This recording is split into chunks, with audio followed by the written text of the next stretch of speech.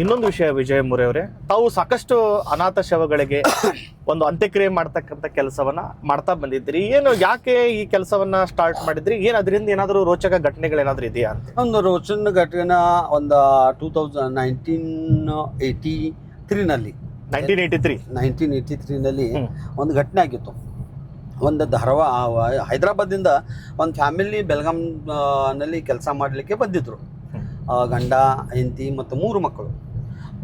ಏನಾಯಿತು, Belgaum bus stand KSRTC bus stand ಮ್ಯಾಗ ಆ ಗಂಡಿಗೆ ಹಾರ್ಟ್ ಅಟ್ಯಾಕ್ ಆಗ್ತದೆ. ಅವ್ನು ತಿರ್ಕೋತಾನೆ. ತಿರ್ಕೊಂಡ್ ಬೆಳ ಪಾಪ ಲೇಡೀಸ್ಗೆ ಏನೂ ತಿಳಿದಿಲ್ಲ. ಅವ್ರಿಗೆ ಯಾರು ಕರ್ಕೊಂಡ್ ಬಂದಿದ್ರು ಅವ್ರು ಓಡೋದ್ರು. ಕಾಂಟ್ರಾಕ್ಟರ್ ಯಾರಿದ್ರು ಅವ್ರು ಓಡೋದ್ರು. ಆಮೇಲೆ ಆ ಡೆಡ್ ಬಾಡಿ ಮಾರ್ಕೆಟ್ ಪೊಸಿಷನ್ನಲ್ಲಿ ನೋಂದಾಗಿ ಸಿವಿಲ್ ಹಾಸ್ಪಿಟಲ್ ಅಡ್ಮಿಟ್ ಆಗ್ತೈತಿ. 3 ದಿವಸ ಆದ ಬಳಿಕ 3-4 ದಿವಸ ಆದ ಬಳಿಕ ಒಂದು ಪೇಪರ್ನಲ್ಲಿ ಒಂದು ಆರ್ಟಿಕಲ್ ಬರ್ತಿದೆ. ಒಂದು ಹೆಂಗಸೂ ಪೋಸ್ಟ್ ಮಾರ್ಟಮ್ ರೂಮ್ ಮುಂದೆ ಕೂತ ಆಡ್ತಾ ಇದ್ದಾರೆ. ಅವ್ನ ಗಂಡ ತೀರ್ಕೊಂಡಾನೆ. 3 ಮಕ್ಕಳ ಪೋಸ್ಟ್ ಮಾರ್ಟಮ್ ಕಟ್ಟಿ ಮ್ಯಾಗ ಆಡ್ತಾ ಇದ್ದಾರೆ. ಸೊ ಅದು ಓದಿ ನಾನು ಇಮಿಡಿಯೇಟ್ ಆಗಿ ನಮ್ಮ ಆವಳಕ ದಿಲೀಪ್ ಜಾಧವ್ ಅಂತ ಹೇಳಿದಾರಲ್ಲ, ಸ್ವರ್ಗೀಯ ದಿಲೀಪ್, ಅವ್ರಿಗೆ ಹೇಳಿದೆ, ಇಲ್ಲ ಎಲ್ಲ ಬುಕ್ಸ್ ಅನ್ಸ್ತಾರೆ, ಎಲ್ಲ ಏನೇನು ಮಾಡ್ತಿರ್ತಾರೆ, ನಾವೊಂದು ಬೇರೆ ಕೆಲಸ ಮಾಡೋಣ ಅಂತ ಹೇಳಿ ಇದೆಲ್ಲ ಅವ್ರಿಗೆ ತಿಳಿಸಿ ಹೇಳಿದೆ. ಆಮೇಲೆ ಸಿವಿಲ್ ಹಾಸ್ಪಿಟಲ್ನಲ್ಲಿ ಬಂದೆ. ಸಿವಿಲ್ ಹಾಸ್ಪಿಟಲ್ ಬಂದ ರಿಕ್ವೆಸ್ಟ್ ಮಾಡಿ ಆ ಡೆಡ್ ಬಾಡಿ ನಮ್ಮ ತಬ್ಬೆನ ತೊಗೊಂಡು ಅದು ಅಂತಿಮ ಕ್ರಿಯೆ ಮಾಡಿ ಆ ವೇಳೆಗೆ 3,000 ರೂಪಾಯಿ ಜಮಾ ಆಗಿತ್ತು. 3,000 ರೂಪೀಸ್ ಅಂತ್ಯಕ್ರಿಯೆಗೋಸ್ಕರ ಪಬ್ಲಿಕ್ ಕೊಟ್ಟಿದ್ರು. ಆಮೇಲೆ ಅದು 3,000ನಲ್ಲಿ ಒಂದು 700-800 ರೂಪಾಯಿ ಅಂತಿಮ ಕ್ರಿಯೆ ಖರ್ಚಾಯಿತು. ಆಮೇಲೆ ಉಳ್ಕಿದ ದುಡ್ಡು ಆ ಹೆಂಗಸ ಕೈಯಾಗ ಕೊಟ್ಟ ನಾವು ಹೈದರಾಬಾದ್ ಬಸ್ನಲ್ಲಿ ಆಕಿ ಕೂಡಿಸಿ ಆ ಮಕ್ಕಳಿಗೆ ಚಾಕ್ಲೇಟ್ ಅದು ಕೊಡಿಸಿ ಪೊಲೀಸ್ ಡಿಪಾರ್ಟ್ಮೆಂಟ್ ಏನೇನು FIR ಅದು ಆಗಿತ್ತು, ನ್ಯೂಸ್ ಅದು ಬಂದಿತ್ತು. ಯಾಕಂದ್ರೆ ಆ ಹೆಂಗಸಿಗೆ ಅಲ್ಲಿ ಮನೆಗೆ ಹೋದ ಬಳಿಕ ಮತ್ತೆ ಡಿಸ್ಟರ್ಬೆನ್ಸ್ ಆಗಬಾರ್ದು ಅಂತ ಹೇಳಿ ಅವೆಲ್ಲ ಪೇಪರ್ ಕೊಟ್ಟು ಕಳಿಸಿದ್ವು.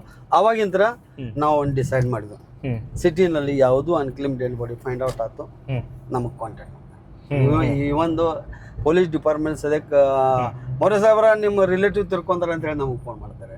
ಮಂದಿ ನಂಗೆ ಫೋನ್ ಮಾಡ್ತಾರೆ. ಮೀಡಿಯಾದವ್ರು ನಿಮ್ಮಂತ ಎಲ್ಲ ಫ್ರೆಂಡ್ಸ್ನು ಮೋರೆಯವ್ರು ಅದಾರೋ, ಏನು ಕಾಳಜಿ ಮಾಡಬೇಡ್ರಿ, ಮೋರೆ ನಂಬರ್ ಐತಿ ತಗೋರಿ, ಫೋನ್ ಮಾಡ್ರಿ, ಬರ್ತಾನು ಮಾಡ್ತಾನೆ ಅಂತ ಹೇಳಿ ಇದೊಂದು ಈ ಪ್ರಕಾರ ಸಿಟಿನಲ್ಲಿ ಅದೊಂದು ವಾತಾವರಣ ಇದೆ. ಅದು ನಮ್ಮ ರಿಲೇಟಿವ್ ಅಂತ ತಿಳ್ಕೊಂಡು ನಾವು ಈ ಕೆಲಸ ಮಾಡ್ತಾ ಇದ್ದೀವಿ. ಅಂದ್ರೆ ಇದುವರೆಗೂ ಸುಮಾರು 30-35 ವರ್ಷ ಆಯ್ತು ನೀವು ಮೊದಲ ಬಾರಿಗೆ ಹೈದರಾಬಾದ್ ವ್ಯಕ್ತಿನ ಅಂತ್ಯಕ್ರಿಯೆ ಮಾಡಿ. ಅಲ್ಲಿಂದ ಇಲ್ಲಿವರೆಗೂ ಎಷ್ಟು ಡೆಡ್ ಬಾಡಿಗಳ ಅಂತ್ಯಕ್ರಿಯೆಯನ್ನು ತಾವು ಮಾಡಿದ್ದೀರಿ ಅಂತ? 1,500 and above ಅಂತಿಮ ಕ್ರಿಯೆಯನ್ನು ಮಾಡಿದ್ವಿ. ವಾರನಲ್ಲಿ 15 ದಿವಸದಲ್ಲಿ 2-3 ಇರುತ್ತವೆ. ಯಾರು ತೀರ್ಕೊಂಡ್ರು ನಮಗೆ ಫೋನ್ ಮಾಡ್ತಾರೆ. ಅದು ನಾವು ಹೆಂಗೆ ಮಾಡ್ತೀವಿ ಸರ್, ಎಲ್ಲ ಆಫೀಷಿಯಲಿ ಅಂದ್ರೆ ಪೋಸ್ಟ್ ಮಾರ್ಟಮ್ ಅದು ಆಗಿ ಪೊಲೀಸ್ ಡಿಪಾರ್ಟ್ಮೆಂಟ್ದವ್ರು ನಮಗೆ ಹೇಳ್ತಾರೆ. 3 ದಿವಸ ಆದ ಬಳಿಕ ಅನ್ಕ್ಲೇಮ್ ಡಿಕ್ಲೇರ್ ಮಾಡ್ತಾರೆ. ಡಿಕ್ಲೇರ್ ಆದ ಬಳಿಕ ನಾವು ಅದು ನಮ್ಮ ತಾಬೇನ ಕೊಡ್ತಾರೆ. ನಾವು ತಗೊಂಡು ಅದು ಸದಾಶಿವನಗರ ಸ್ಮಶಾನ ಭೂಮಿಯಲ್ಲಿ ಅಂತ್ಯಕ್ರಿಯೆಯನ್ನು ಮಾಡ್ತೀವಿ. ಈಗ 1,500ಕ್ಕೂ ಏನು ಹೆಚ್ಚು ಅಂತ್ಯಕ್ರಿಯೆ ಮಾಡಿದಿರಿ ಶವಗಳನ್ನ. ಇದೇನ ಸ್ವಂತ ಫಂಡಿಂಗ್ ಮಾಡ್ತೀರಾ ಅಥವಾ ಯಾರಾದ್ರೂ ದೇಣಿಗೆ? ಅದರ ಸಲುವಾಗಿ ನಾವು ಫಂಡ್ ನಾವು ಕಲೆಕ್ಟ್ ಮಾಡೋದಿಲ್ಲ. ಇವತ್ತು ಯಾರು ಅಂತದ್ದು ಏನಾರ ಫೋನ್ ಮಾಡಿದ್ರೆ ನನ್ನ ಮುಂದೆ ಯಾರು ಇದ್ರು ನಾನು ಹೇಳ್ತೇನೆ, ನೀವು ಹಿಂಗೆ ಒಂದು ಕಾಲ್ ಬಂದೈತಿ, ಹಿಂಗೆ ಐತಿ, ಸ್ಮಶಾನಕ್ಕೆ ಹೋಗಿ 1,000 ರೂಪಾಯಿ ಕೊಡ್ರಿ, 1,500 ರೂಪಾಯಿ ಕೊಡ್ರಿ. ಆಮೇಲೆ ನಾವು ಹೋಗಿ ಅದು ಕಟ್ಟಿಗೆಯನ್ನು ತೊಗೊಂಡು ನಮ್ಮ ಅಂತಿಮ ಕ್ರಿಯೆಯನ್ನು ಮಾಡ್ತೀವಿ. ಅದ್ರ ಸಲುವಾಗಿ ನಾವು ಏನು ಫಂಡ್ಸ್ ಅದು ಏನು ಕಲೆಕ್ಟ್ ಮಾಡೋದಿಲ್ಲ. ವಿಜಯ್ ಮೋರೆ ಅವರು ಇದ್ರ ಜೊತೆಗೆ ಒಂದು ವೃದ್ಧಾಶ್ರಮವನ್ನು ನಡೆಸ್ತಾ ಇದ್ದಾರೆ ಅನ್ನೋ ಮಾಹಿತಿ ಕೂಡ ಇದೆ.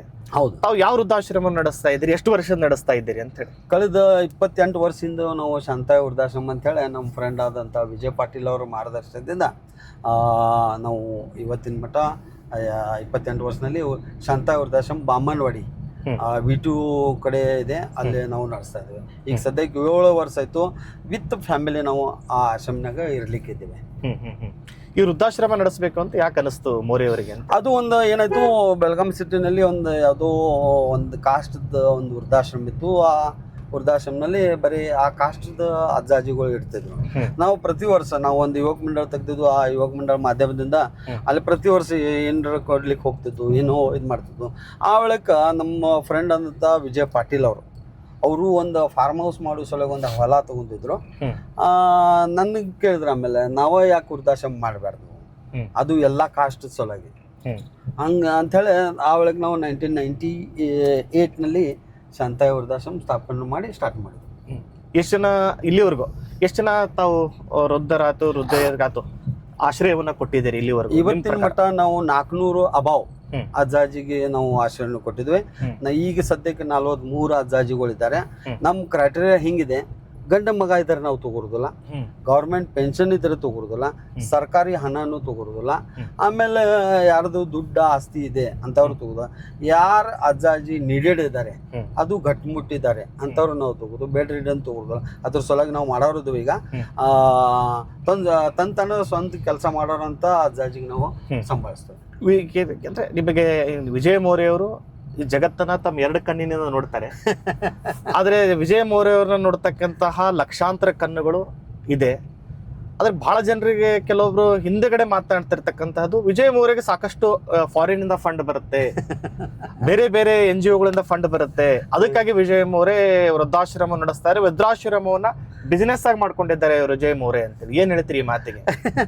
ಯಾರಿಗೆ ಈ ಪ್ರಕಾರ ಅನಿಸ್ತಿದೆ ಅವ್ರಿಗೆ ನಾನು ಕೈ ಜೋಡಿಸಿ ರಿಕ್ವೆಸ್ಟನ್ನು ಮಾಡ್ತೇನೆ.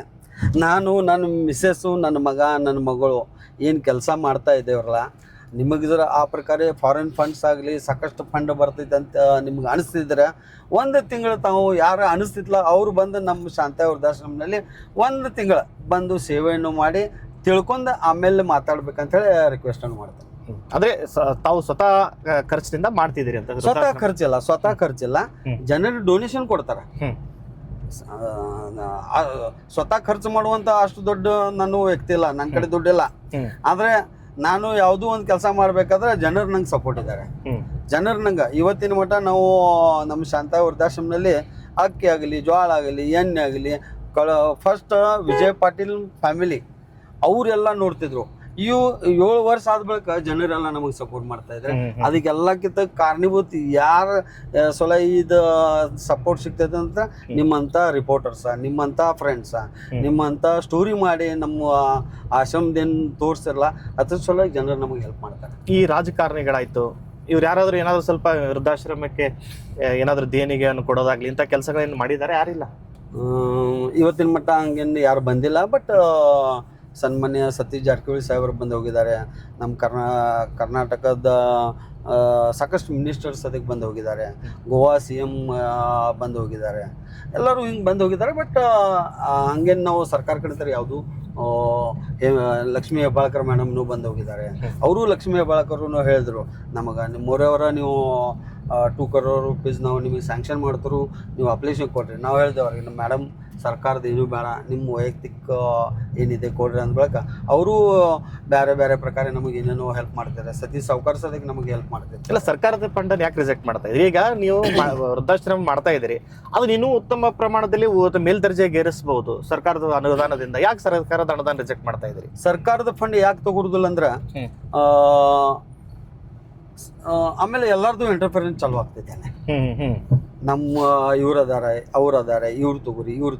ನಾವು ತಗೋಲಿಲ್ಲ ಅಂದ್ರೆ ಸರ್ಕಾರದ ಫಂಡ್ ಏನು ನಮಗೆ ಕೊಡ್ತಾರಲ್ಲ ಅದನ್ನಲ್ಲಿ ಡಿಸ್ಟರ್ಬೆನ್ಸ್ ಕ್ರಿಯೇಟ್ ಮಾಡ್ತಾರೆ. ಅದ್ರ ಸಲುವಾಗಿ ನಮ್ಮ ಸರ್ಕಾರ ಅಂದ್ರೆ ಜನರ ಸರ್ಕಾರ, ನಮ್ಮ ಸರ್ಕಾರ ಅಂದ್ರೆ ಮೀಡಿಯಾ, ನಮ್ಮ ಸರ್ಕಾರ ಅಂದ್ರೆ ಪೊಲೀಸ್ ಡಿಪಾರ್ಟ್ಮೆಂಟ್, ನಮ್ಮ ಸರ್ಕಾರ ಅಂದ್ರೆ ಅಧಿಕಾರಿ, ಇವರೆಲ್ಲರೂ ನಮಗೆ ಸಹಕಾರ ಮಾಡ್ತಾರೆ ಅಂಥೇಳಿ ಯಾರಿಗೆ ನೀಡಿದೆ, ಯಾರು ಗರಜ್ ಇದಾರಲ್ಲ ಅವ್ರಿಗೇನ ನಾವು ಆಶ್ರಮದಲ್ಲಿ ಅಡ್ಮಿಷನ್ ತಗೋ